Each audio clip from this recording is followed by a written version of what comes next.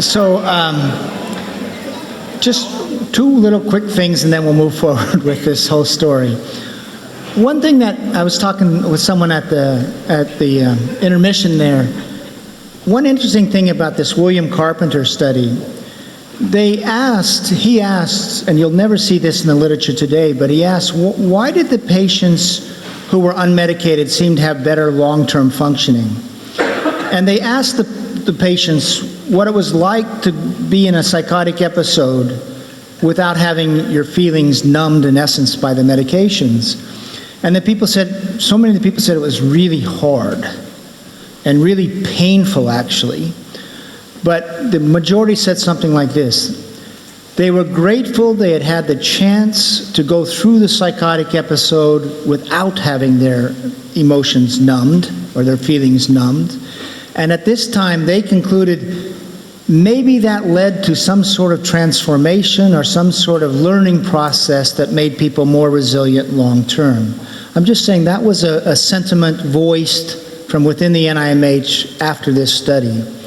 There was one other thing then that gets published at this time, and it's published by Jonathan Cole.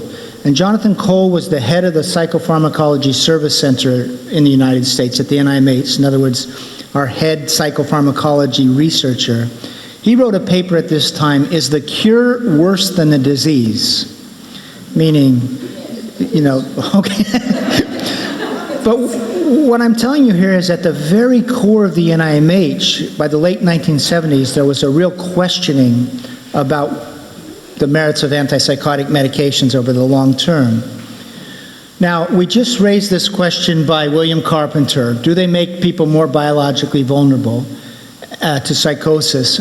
And at this point, two researchers from McGill Universities put together a hypothesis or an explanation for what they think is happening, and it's around this idea of oppositional tolerance.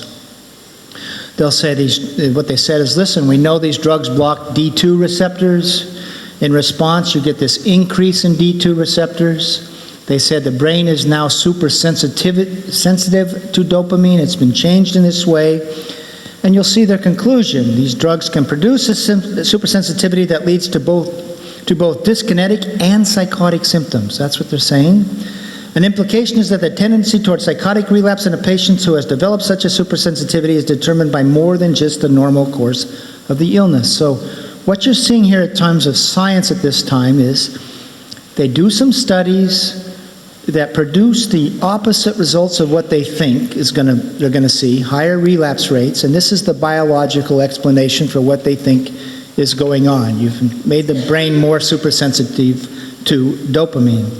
By the way, the reason they say dyskinetic symptoms, one of the things that was becoming evident at this time was that the drugs could cause tardive dyskinesia. And if you look in the brain, there are three main dopaminergic pathways in the brain. One goes to the basal ganglia, which controls motor movement. One goes to the limbic system. One goes to the frontal lobes. And what they were seeing, in particularly in American patients where dosages were higher, is a certain percentage of patients started having these rhythmic movements that wouldn't go away, which is called tardive dyskinesia. For example, you might see this.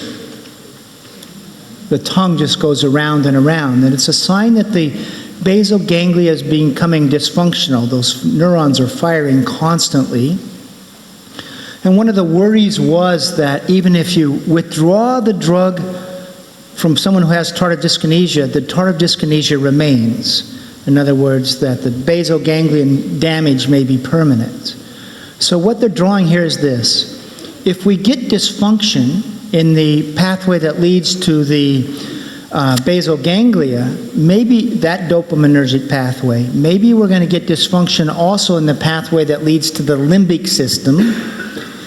And the thought is that the limbic system is a mediator of psychosis. So one of the worries is the dopamine supersensitivity is going to make you more vulnerable to psychosis, but also maybe you're going to get something called tardive psychosis, where that pathway to the limbic system is firing all the time.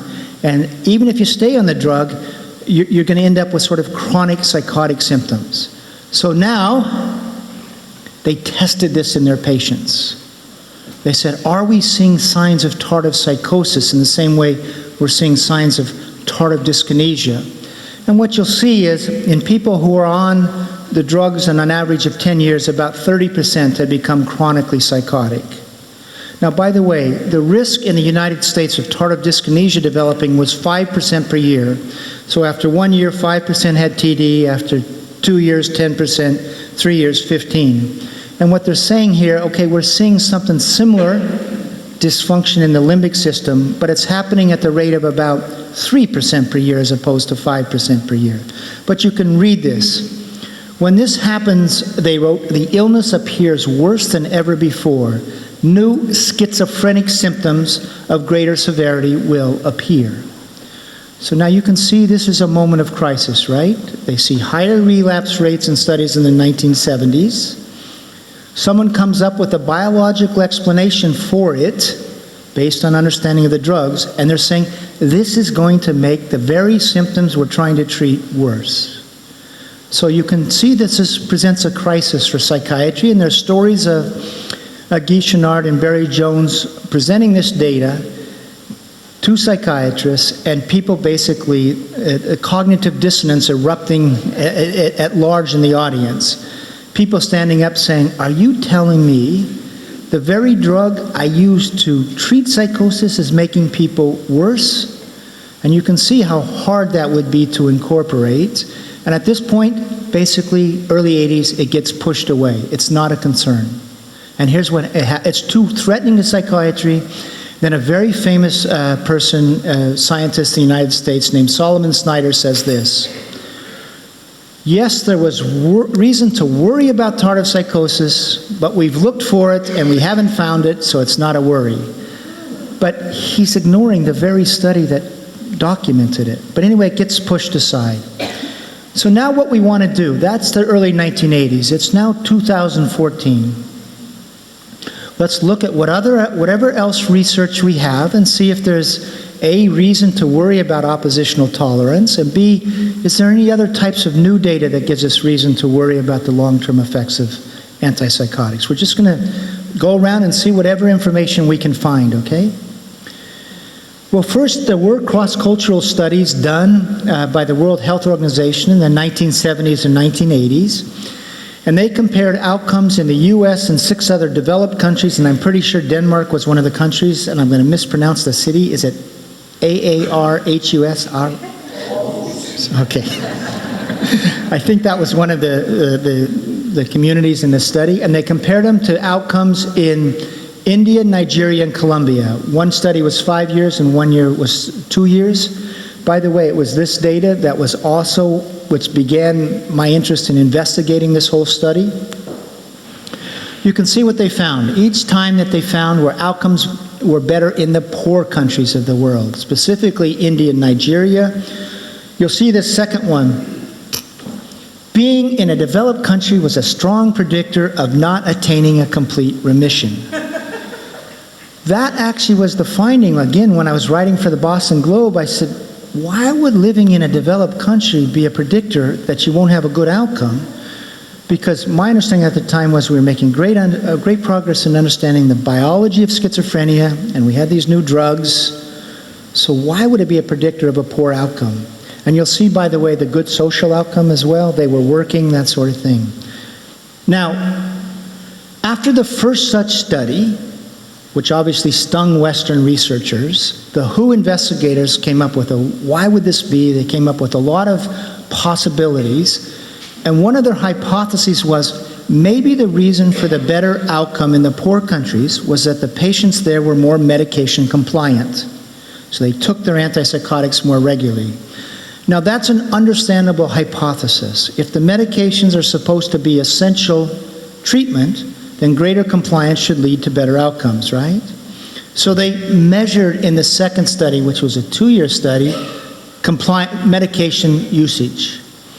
And what they found in the poor countries, specifically the 2 countries that had the best outcomes, India and Nigeria, they used the medications very differently. They used them short-term but not long-term, okay? And you'll see here, only 16% regularly maintained, and if you actually read the study, even that's too high. It was probably more like 10%, whereas in the US, Denmark, and other developed countries, that was a standard of care. So in other words, in this WHO study, you see better outcomes where they're using the drugs differently and they're not maintaining everybody long term. And then they go back 15 to 20 years later and they look at the patients in those studies and you see there's a dramatic difference. And one of the dramatic differences is, look at the percentage that are employed and look at the percentage that are not asymptomatic. You had a lot of people that had a schizophrenic time. Now I don't have this slide, but there's a new study out, a new international study that compares outcomes across, it's 11,000 patients, 37 countries. It's done by Eli Lilly, the manufacturer of Zyprexa. Do you call it Zyprexa in this country? And the idea of this study was to show that Zyprexa is better than the other antipsychotics, okay? That's really the purpose. Now in this study though, there's something notable. Everybody is maintained on drugs for 3 years, so there's no, across these different cultures. And now, the outcomes in the developing countries are no longer better than in the developed countries. But it's not that our outcomes have gone up, it's that with this new model of care, their functional outcomes have gone down. And so their functional outcomes are actually now worse than they are in the developed countries. So all I'm saying is we had earlier cross-cultural studies where outcomes were better in poor countries where they use the medications differently. They've now standardized use, and now their functional outcomes have come down. Okay, next, we get MRI technology in the 1990s, and this allows people to start studying brain volumes and the effect of perhaps medications on brain volumes. So someone did a study with macaque monkeys. Now, obviously, the monkeys don't have schizophrenia. They give them, a dose of either an older antipsychotic or a newer antipsychotic, and it's a dose that's appropriate for the weight of the monkeys, okay? It's not a human dose, it's a monkey dose. And then they just sacrifice the monkeys. So you got one group of monkeys not on drug, one group of monkeys on drug. They sacrifice the monkeys at the end of 2 years, and then they weigh the brains, and basically those on drug, the brains weigh about 10% less. Okay, so that's some sign that maybe, at least in monkeys, antipsychotics shrink the brain, shrink brain tissues. So we have a number of such studies in humans now. The best one that has been done by Nancy Andreasen. Who's Nancy Andreasen? She's the former editor-in-chief of the American Journal of Psychiatry, so mainstream American psychiatry. She wrote a book called The Broken Brain in the mid-1980s. So she's very much a believer in this is a biological problem, there's a disease process. So in the early 1990s, she hypothesizes that schizophrenia is a neurodegenerative disease characterized by brain volume loss over time.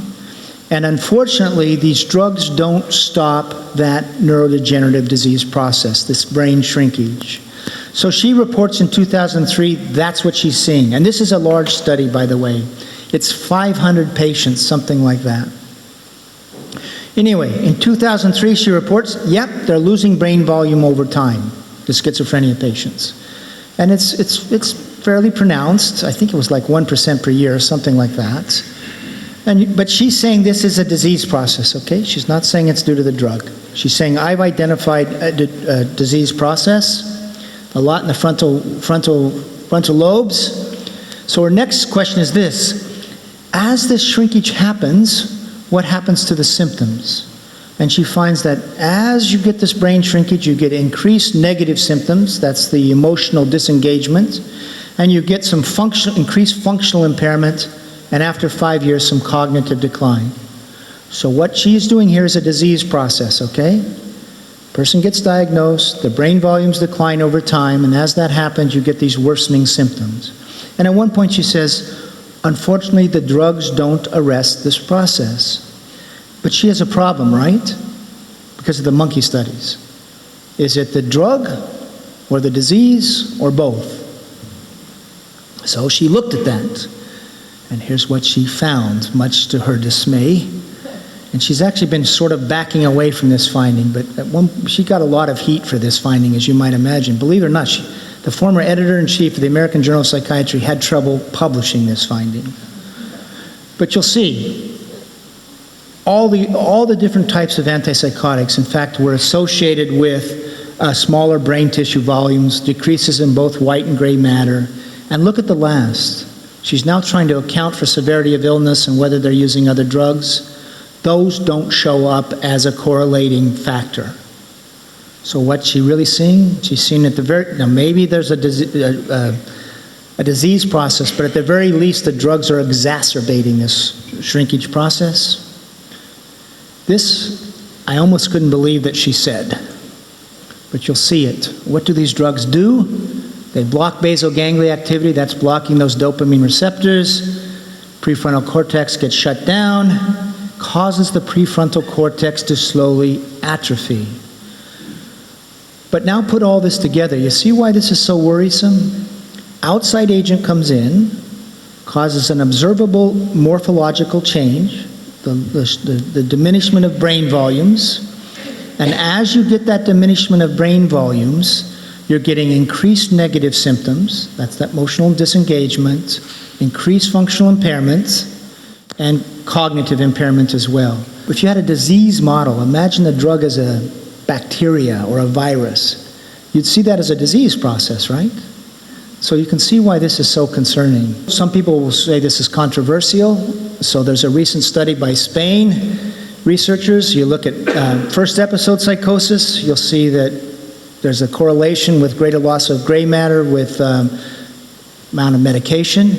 And finally, there's a study done by Joanne Moncrief and Jonathan Leo, where they managed to find 3 longer-term MRI studies of people with schizophrenia who never were exposed to antipsychotics. Now, where you find a group of patients today not exposed to antipsychotics long-term, I don't know.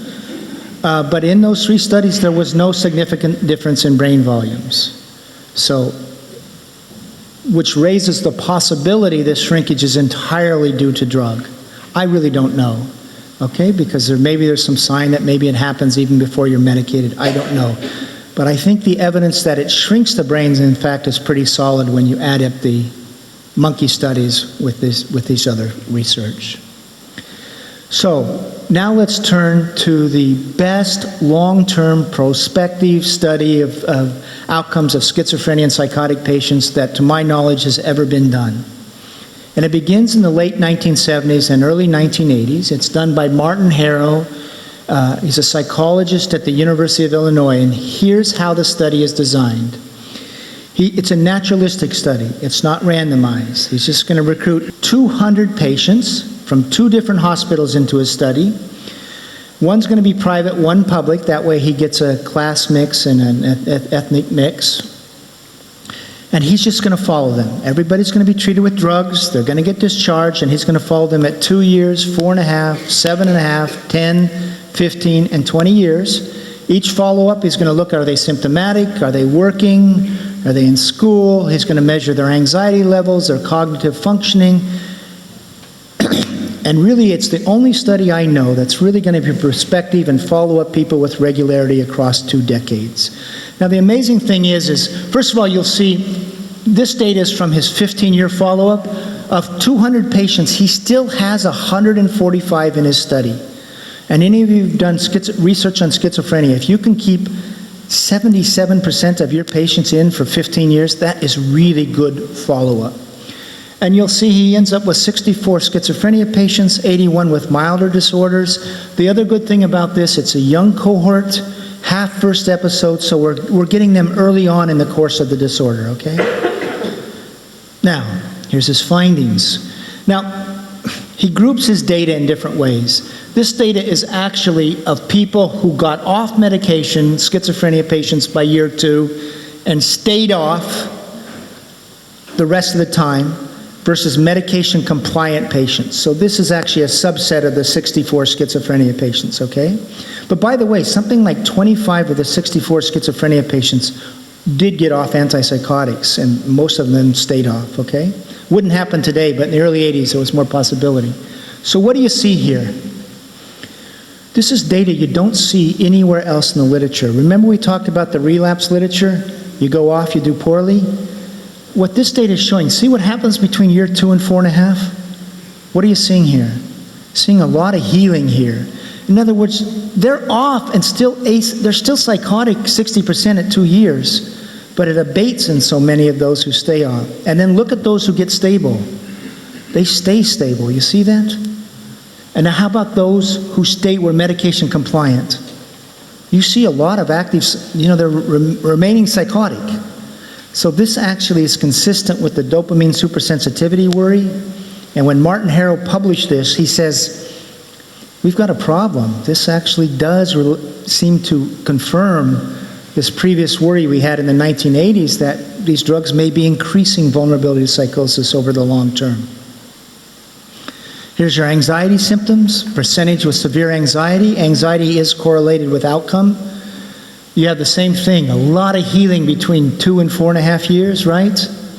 Whereas those on antipsychotics, you actually see a lot of enduring anxiety. If you read Martin Harrow's paper, he's worried about something called tardive anxiety, basically. And what he's saying is maybe you're getting a permanent akathisia that develops where people have this inner agitation. Anyway, that's what he's worried about here. Again, if the brain shrinkage stuff is true and they worsen cognitive function, what do you see here? You see better cognitive function at every single follow-up point for the off-medication group. Recovery rates. What is recovery? Well, in this study, it was a very robust definition of recovery. It wasn't just symptom control. To be in recovery, you had to be asymptomatic, you couldn't have been in the hospital in the past year, and most important, there was a functional component. You had to be working or in school at least 50% of the time, all right? So what do you see here? At 2 years, it's roughly 20% for the off group versus about 7% are in recovery for the on medication group. See what happens again between year 2 and 4.5? This is the only place in the scientific literature you see this healing process that is going on over a lengthy process, okay? But anyway, it's about 40% to 5%, an 8-fold higher recovery rate. You see that throughout the course of the study. Now, he also, at the end of 15 years, he divides his outcomes into 3 groups: recovered, so-so, uniformly poor. What do you see? You'll see that the recovery rate for the off-medication group is 8 times higher. The other thing is about the same for the fair group, but look how many more in the uniformly poor group with the medication group. So it's as if outcomes have shifted along a spectrum to a more chronic outcome. Now, this is what he said at the 2008 meeting of the American Psychiatric Association. Now, this is the researcher who's done the best prospective long-term outcome study we have. And all of you who read this in your Danish newspaper, this finding, raise your hand. This is the problem. Because it went to, oh, by the way, you know what the hypothesis of this study was? The point was to find out what happened to people who went off their medication. And the expectation was they were going to have terrible outcomes. They're going to be homeless, they're going to be just horrible. So the expectation was to find the opposite thing. And by the way, one of the things that's really interesting here, the group that got off medication, do you think they stayed in the psychiatric system? They left. What happens is they disappeared to the psychiatrist. The psychiatrist saw that people who went off their meds, did poorly, and came back. Those who got off and did well, they left the system. And the other thing is, do you think they told their employers that they were once schizophrenic? They disappeared. And there were people, one became a teacher, one became a lawyer, there were a number of them became professionals. What he says, it's the clinician's illusion. We don't see these people who do well and leave the system. By the way, he had trouble getting this published, just so you know. No, he did. He was told that, when I interviewed him, he said he was told, do not publish, it's bad for psychiatry. This is just that 81 milder group. You'll see this. Once again, the milder group, psychotic disorders, it's really mania with psychosis, depression with psychosis. These are really good outcomes, by the way. the employment rate was well above 50%. Oh, and by the way, you know what the employment rate was? I don't have this data. He has something called sustained periods of employment. And to have a sustained period of employment, you had to be employed like at the 7.5-year follow-up and also at the 10-year follow-up, okay? That's one period of sustained follow-up. Of the group that got off medication and stayed off medication, what percentage do you think had 2 or more sustained periods of employment? Any guesses? 87%. A lot were working. How about those who were medication compliant? What percentage even had 1 sustained period of employment? 17%. So a huge difference in terms of employment. Now this chart, I think, is in some ways, I actually put this chart together by his data. So what happens is he ends up with 4 groups, right? He ends up with schizophrenia on and off, milder on and off. So we have the best is milder off, then schizophrenia off, then milder on. You see the problem here? Why does schizophrenia, which is a worse prognosis, off end up better than milder on?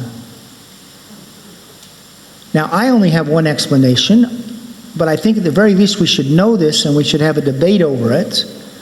I think this explanation is consistent with medications that are iatrogenic over the long term and worsen long-term outcomes. Because again, the milder disorders, they, by the very nature of the diagnosis, had a better prognosis. So now, when Martin Harrow published his 15-year data, he did not say this. If you read his 15-year data article, he says this: it's not the drug's fault. And if you read anatomy, you'll see this is what he initially said. He said, what happens is the drugs helped those with a good prognosis of schizophrenia stabilize and get well, and what my data shows is that there's just a subset of patients that that can do better off, okay? So he said in his 15-year paper, he's explaining it's a difference in sort of severity of illness to explain his data. But I said to him, when he said that, I said, but what about this? And that's when he said to me, you are so naive. He said, you know, I was told not to publish this, it's bad for psychiatry, I'm worried about my funding, blah, blah, blah. Now, he's done his 20-year stuff, he's getting funding no longer from the NIMH, but actually a foundation that formed in response to anatomy, and now he's saying this. Now he's saying, maybe we have to go back to this idea of oppositional tolerance. You can see it, he's saying this, okay, they're effective over the short term, but it wouldn't be so odd to see a drug that had a benefit over the short term turn harmful in the long term. So all of a sudden, the lead researcher of the best long-term study is raising this question that, frankly, when anatomy came out 4 years ago, was seen as complete heresy. And by the way, one of the criticisms of anatomy was that I was misinterpreting Harrow. It was, even though I gave Harrow's explanation in it, I didn't use the words, it was just the good prognosis patients who got better, because here's what happened. His good prognosis schizophrenia patients did better than his good prognosis on. His bad prognosis off did better than bad prognosis on, and you saw that other chart. So I knew that explanation wasn't reflected in the data. Now in his 20-year data, he's actually citing me saying, you know, he's been bringing this up. So it's like a little bit of rehabilitation against that criticism. But you can see now this is entering mainstream American psychiatry. Next, one of the criticisms of Harrow was that it was naturalistic. It's not randomized. We only listen to randomized data. We now have a new randomized study out of the Netherlands done by Lex Wunderich. Here's how this one was designed. People got stabilized on drug. Now they're randomized in which they're either discontinued or tapered down to a real low dose or maintained on the drug. So it's randomized. 2 things. By the way, the drug was withdrawn pretty fast. You'll see at the end of 2 years there was a higher relapse rate in the drug withdrawn or drug tapered group, but they managed those relapses often, or they were minor. Functional outcomes were about the same at 2 years, and then at 7 years, you'll see actually a little bit higher relapse rate in the group randomized to regular care. How about recovery rates? Again, a functional component. You'll see a higher recovery rate in the group randomized to low dose or tapered all the way. Now, his study after randomization does become naturalistic because at some point those randomized to the drug withdrawing group can go on back to regular medication. Those randomized to normal care might take themselves off. So here's just a grouping by drug usage. You'll see again it's those either discontinued or down to a very low dose that have higher symptom remission, higher functional remission, full recovery. So what does Lex Wundrich say? To conclusion, this is a randomized study. They may worsen functional outcomes. Okay, and this just came out, like I think it's 2013. May impair alertness, curiosity, drive, executive functional capacity. So again, you're seeing another study, long-term, raising the same questions. And this, I think, is brilliant. He's saying we've been looking at the wrong things. We've been looking at those relapse studies, but it's too short a time period. We need to extend our perspective, and we also need to look at long-term functional outcomes. Next, there was an Australian study, and the idea with this was this. One of the problems with psychotic patients is they quit taking their drug. If we could increase medication compliance, we'd get better outcomes. So they ran a study where they have everybody on drug. Half a group then gets extra care to increase medication compliance, the other standard of care.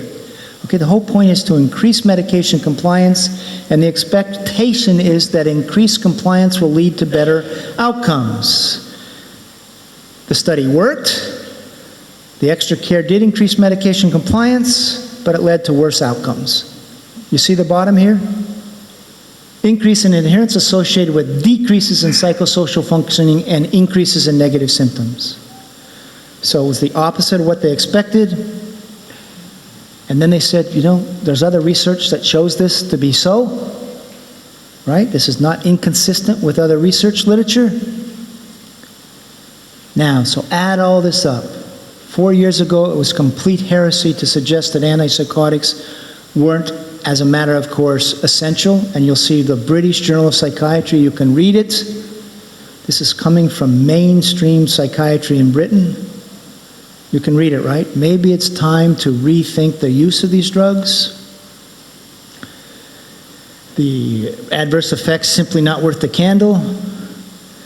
Now, the beauty of this particular antipsychotic story is that there is a group in northern Finland that 20 years ago rethought their use of antipsychotics, and they developed a form of care called open dialogue therapy, which I think many of you have heard of.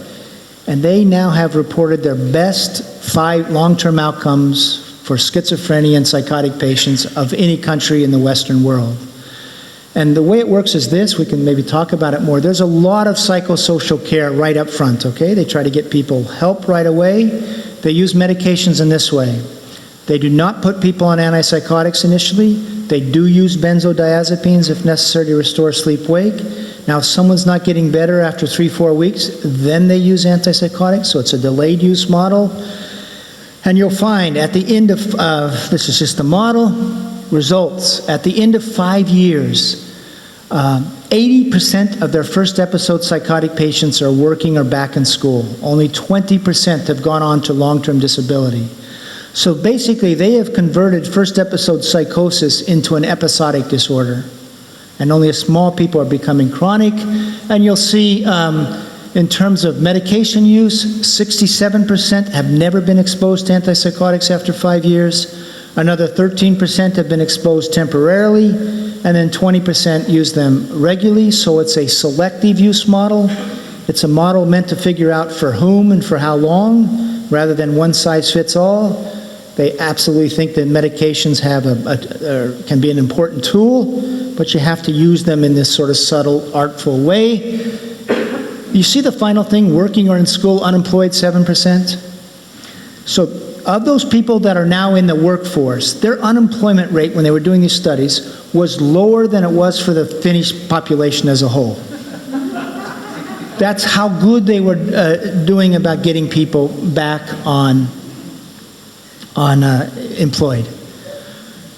Now, one of the reasons I like to spend more time on the antipsychotic story, whether or not it's of the most interest, it has to do with what we think we know to be true. Because if there's anything society knows to be true, it's that antipsychotics are absolutely essential, that you're sort of crazy if you suggest that maybe there should be a different model. And we also have a lot of societal pressure around forcing people to take antipsychotic medications. At least we do in the US. I imagine you do in Denmark and all. So just as a way, if part of today is to say we're putting common beliefs under a microscope, the antipsychotics is a good story to show that the common wisdom around these drugs just doesn't hold up when you try to really dig into the long-term literature. And I think what you see in the long-term literature is a fairly consistent story. Early on we saw, right? We saw like the hint of a paradox in the very first longer-term study. And then we saw those studies in the 1970s where each time they found something different than they thought. Then people came up with a biological explanation. Then we get MRI studies that raise questions. Then we get a prospective long-term study by Harold. Then we get a randomized study. Then we get a medication compliance study. We have the cross-cultural study. You see how all these pieces are sort of, they're really coming together for a larger story? It's not one study, it's a larger story of science, I think, that is on display here. So, real quickly, antidepressants. We have about 20 minutes, and this will be very short. So let's go back to the same thinking. The first thing we have to figure out is what was the course of depression before antidepressants? You look at all the books and they say it's an episodic disorder. These people at Washington University were doing research on what do we know about the epidemiology of different disorders. And here's what they wrote. They look back at all these hospitalization studies for the past 50 years, and I'll tell you basically what you see. Assurance can be given to a patient and to his family that subsequent episodes of illness after a first mania or depression will not tend toward a more chronic course. Why did they conclude that? If you look at studies of depressed patients going back prior to this time, hospitalized patients, first of all, 85% would be discharged within 12 months or so. That's one. So there was a sense that depression will remit, but that's a long time to be depressed. So actually one of the ideas with antidepressants was to speed up that natural healing process. And then if you look at the long-term course of hospitalized first episode patients, it goes like this. And one was done in Sweden. 50% roughly would never be rehospitalized again. There'd be another 30% that had sort of an episodic course, like every 3 years or so, they would have a severe bout of depression, might have to be rehospitalized. And there was about 20% that became chronically depressed. So this is our understanding at the beginning of the antidepressant era of the natural course of depression. Right away, clinicians start saying something. You see these notes. This is clinicians' experience who've had experience with unmedicated depression. My patients are getting better faster, but boy, are they relapsing into depression more frequently now. So are these drugs causing basically a chronification of the disorder? Then you get a Dutch psychiatrist who tests this. He compares, I think it was a 10-year outcomes of depressed patients treated either with drug or not drug. He finds more relapse in the medicated patients. And so this is 1973. What does he say? Is this approach associated with an increase in recurrent rates and a decrease in cycle duration? In other words, are the episodes coming more frequently? You see the worry arises. What happens now next in the literature? You'll see a lot of modern studies, and yeah, people are relapsing much more frequently than before. Episodes are much shorter together. In 1985, actually, the NIMH convened a panel on the course of affective disorders because they were seeing in these modern studies a lot more relapses. And here's what they said in 1985. We used to think it was an episodic disorder that didn't run towards a chronic course, but new science is showing us the true course of depression, which is in fact that it runs a chronic course. But of course, what they're seeing in the modern studies is what? Medicated depression. But they're saying it's an advance in science to see this new course. But you see in the APA textbook, my point here in this is a recognition that they used to think one thing, and now they think another thing, okay? That it now runs a chronic course. This is the largest antidepressant trial ever done, 4,041 patients, and I've never seen outcomes this bad. It was done by the NIMH. It is not placebo-controlled. What happens is people came in, everything was done to make this study look good. In fact, there's a whistleblower lawsuit based on research fraud. But if they didn't remit after, on the first drug, they could go to a second drug. If they didn't remit on the second, they could go to a third, and then they could go to the fourth. And the idea was you'll eventually find a drug that works. I could go into the study design, and maybe we will later, because this study was so meant to make the drugs look good. One small thing. They had a way where they would test people every week during the initial thing. And if you were better for one day, they declared you remitted. So you could be not remitted, and the minute you remitted, then you went to the follow-up study, okay? And then they paid people to stay in the study. This was supposed to be the best care. Okay, of the 4,000, if you look at the data, only 50, and by the way, this is not severely ill. This is HAM-D of 14. This is a lot of mild illness, mild to moderate. 1,500 remitted, I don't know what that is, 38%. The documented stay well rate, the percentage of people remitted and were still in the trial and still well at the end of 1 year was 3% of the original patients. So this largest trial did not show an effective therapy. I will tell you there was another study done by John Rush in real-world patients. He found, this was funded by the NIMH, at the end of 1 year, only 6% of patients treated with an antidepressant were still well at the end of 1 year. So there's another possibility here, right? Are the drugs depressogenic, and who raises it? It's an Italian, Giovanni Fava. In 1994, he's an editor of this journal, and read it and see if you recognize what he's talking about.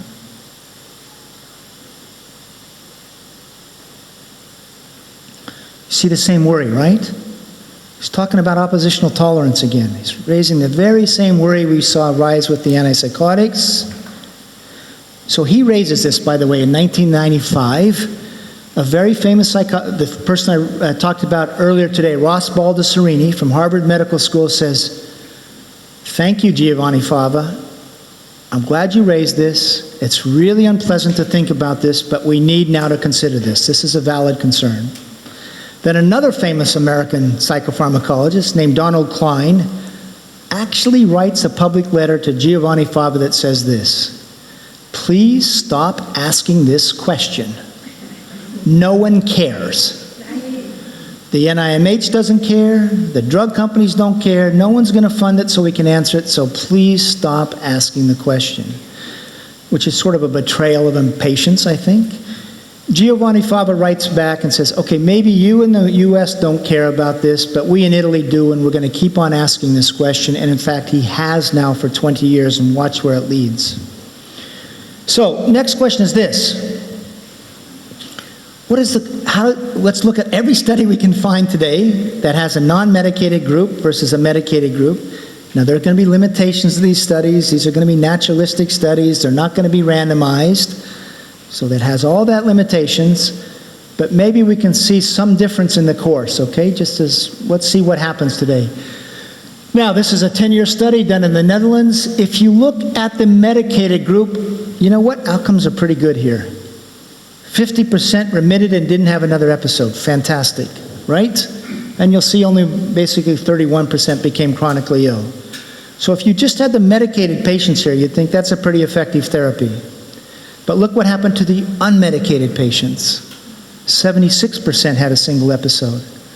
So when you have that comparison, you actually see more episodes in the medicated group. This is just where they studied people for 5 years. People had an initial bout of depression. The hypothesis of this study is those who take antidepressants will have fewer weeks of depression than those who are off medication. So that's what we'd expect. you'll see that they saw the exact opposite. And what he says in his paper is these results are consistent with Giovanni Fava's worry that the drugs cause us biological vulnerability. This is a study for screening for depression. You do a lot of screening for depression in Denmark, right? Okay, this was one of the studies it's done by the World Health Organization to establish the value of screening for depression.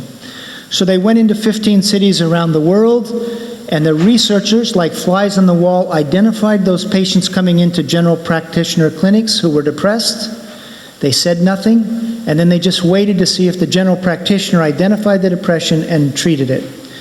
Their hypothesis was those who got diagnosed and treated would have better outcomes than the undiagnosed and untreated groups, and therefore prove the value of screening. Now, those who got undiagnosed and those who got diagnosed, the difference in severity was very tiny, okay? But what do you see at the end of 1 year? Those treated with antidepressants are the most likely to still be depressed. The least likely was those undiagnosed, no drug, or diagnosed, no drug.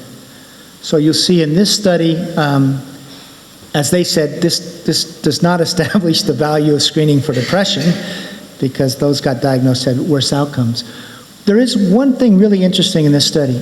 Initially, on a time course, the medicated patients get better faster than the unmedicated patients.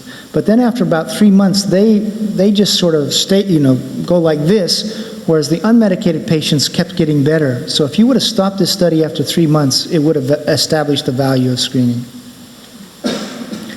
This is just disability study. They looked at all the people in Ontario who went on to disability, short-term disability due to depression. They missed work for 10 days. And the idea is that, again, those who get treated with drugs will come back to work. And you'll see, actually, they did. 73% did not go on to long-term disability. Fantastic, okay? Good outcome. And I'm sure if we spoke to those people, they would say, thank God for the antidepressants. And undoubtedly, maybe it helped many people. But from a societal point of view, you see that on the unmedicated group was even higher, and then the disability rate was like twice as high. This was a study, 6-year study, NIMH, in the 1980s, 90s. They said, what is the course of unmedicated depression today? And you'll see again, about a 3-fold higher, this is meaning they stopped work among the medicated group. And you'll see also going on disability about a 7-fold higher rate. And again, if we just had the treated group, you'd see a lot of people doing well, right? So this is more of a larger societal perspective. This is a study designed like this. Drug plus exercise, exercise only. The hypothesis is drug plus exercise will have the best outcomes. What do you see? This is actually really high remission rates. This is really good response rates. 70%, in other words, drug alone is the best. Okay, but now look at relapse rates. You see it's the exercise alone that has the lowest rate, and you'll see that Zoloft plus exercise is no better than Zoloft alone, which means that it seems that the drug is acting as an anchor on exercise. Do you see that? This is Fava in 2011. He's now moving to, it may be happening, but we're having extra data showing that these drugs may be depressogenic. And watch this, he says, so he's talking about oppositional tolerance, right? Drug up serotonin, your brain goes down to low serotonin, take away the drug, you may have withdrawal effects, right? But he's also worried now that this is irreversible at some point. In other words, you drive the brain into a subserotonergic state, your neurons express fewer serotonergic receptors, and he's worried that even if you come off the medication, if you've been on a long time, your brain may not renormalize. That's what he's worried here.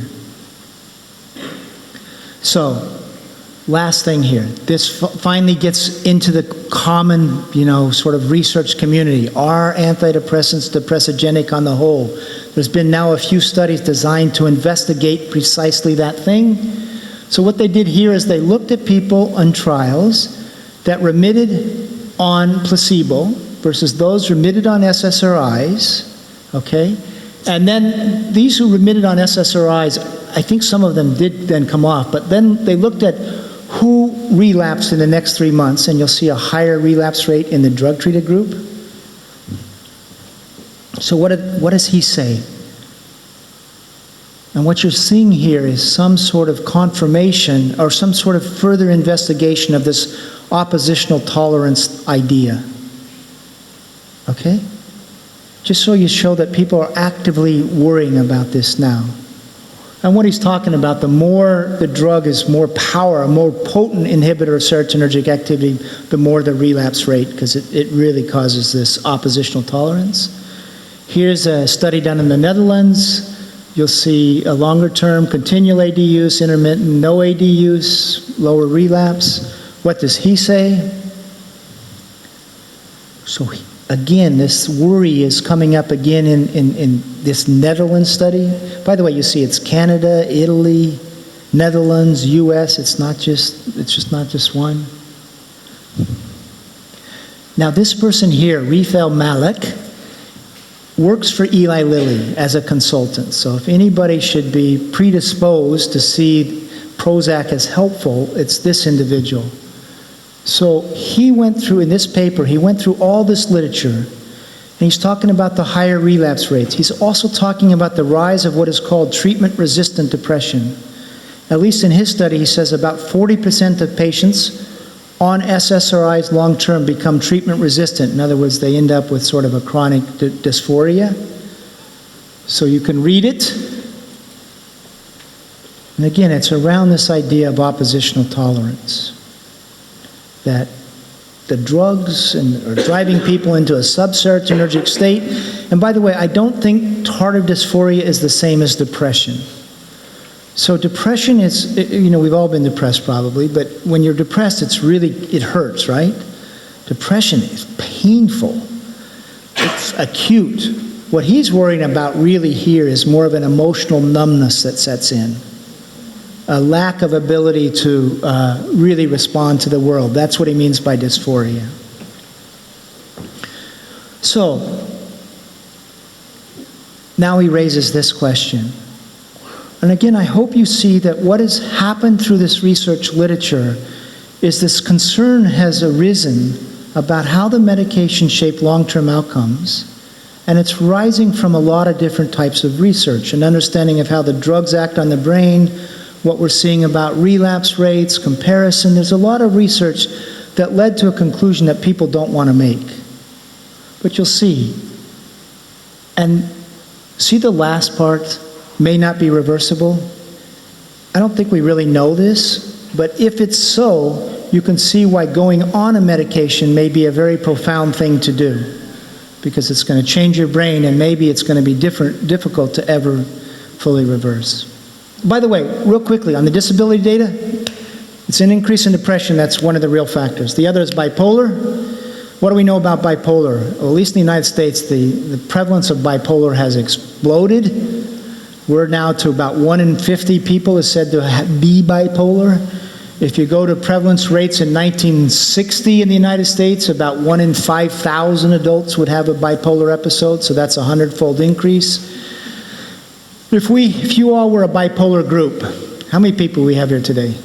Let's say there's 100 people, there's more than here today. If we looked at 100 people with a bipolar diagnosis today in the United States, here's the gates you would come through. About 25% would have been doing a lot of illicit drugs before they had their manic episode. Been smoking marijuana every day, doing cocaine or hallucinogens. That'd be one gateway. About 60% would have had their first episode after doing an antidepressant, which SSRIs are known to stir manic episodes, or that's a risk, or have been prescribed a stimulant for ADHD. So literally about 80–85% of people today in the United States anyway, diagnosed with bipolar, which is sort of a mood instability, have been exposed to other psychotropic drugs first. And you're seeing this in every community that I can find which provides data on bipolar and antidepressant use. You're seeing a dramatic increase in bipolar patients. I don't know if you are in Denmark, but you are in Sweden, for example. So First question, where are all the bipolar coming from? It's because we use so many psychoactive drugs, at least in the US. Now, how about outcomes? I will tell you, if you go back, 1969, they said bipolar generally has a fairly benign long-term course. About 50%, you'll recover from your first manic episode, you'll recover from your first depressive episode. About 50% would never be re-hospitalized, another 30% would have episodic, 20 would be sort of chronic, 70% or so would be working. There wasn't cognitive impairment, so it was seen as a difficult disorder, but nevertheless episodic. These are the three leading sort of researchers on the course of bipolar today. What do you see? Here's the head of mood disorders in the NIMH. In the era prior to pharmacotherapy, poor outcome in mania was considered a relatively rare occurrence. Modern outcome studies have found that a majority of patients now have a lot of functional impairment. This is Ross Baldessarini, is this famous person I've been talking about. What does he say? Prognosis for bipolar disorder is once considered relatively favorable. This is my favorite line. But contemporary findings suggest that disability and poor outcomes are prevalent, despite major therapeutic advances. And then finally, Fred Goodwin is the former director of the NIMH. He's written a couple textbooks on bipolar. And you'll see here, what are we seeing today? You can see in this modern era, we're seeing more rapid cycling, more mixed states, more failure. The illness is not what was originally described. So with bipolar, you have a twofold whammy. You have basically a drug entrance to that diagnosis, and then our outcomes are getting worse than they were 30 years ago. Here's my summary, I think, of why as societies we should be thinking about this. One, the burden of mental illness is going up. Two, when we look about what the drugs do, you see this problem of oppositional tolerance come up. And three, can the drugs help people over the short term? Sure. And they basically meet some standard of short-term efficacy. Do some people do well on them long-term? Sure, of course. And they'll say, you know, they saved my life, which is great, fantastic. But what is the research telling us about how they shape outcomes in the aggregate from a societal point of view? And I think what you see here today is at the very least this one-size-fits-all is not justified by the research literature. That's one. Two, there's a good message here is that in fact in nature there's often a lot of resilience to recover from a psychiatric episode, and we need to remember that and nurture it. And I do think three is, if you take awareness of this literature, you actually want to try to minimize, if possible, long-term use. And that's what I love about the Finnish program. That's what they've done. They haven't thrown the medications completely out, but they've developed a best use model that is really leading to better outcomes. So that's the story really told about adults in anatomy of an epidemic. And I think, you know, that was 4 years ago. And here's what I've learned about it since. I've seen no data come forth that contradicts these worries.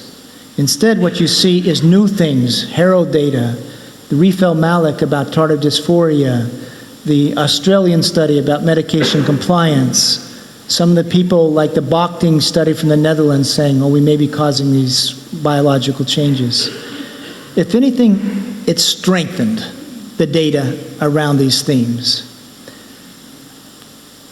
And on an intellectual level, I've seen, say, psychiatrists, psychiatric researchers respond to this. So, for example, I've been asked to give grand rounds at certain medical schools. And they'll say, yeah. But boy, have I seen no willingness to make wholesale societal change. Instead, it's like, at some point, it seems like authority asserts itself, usual standards of care assert itself. You know, you can read absolutely nasty things about me. And if this data is right, it means that we have a form of care that's doing a lot of harm. And especially if we start thinking about kids, which is where we'll finish up in later. Okay, thank you.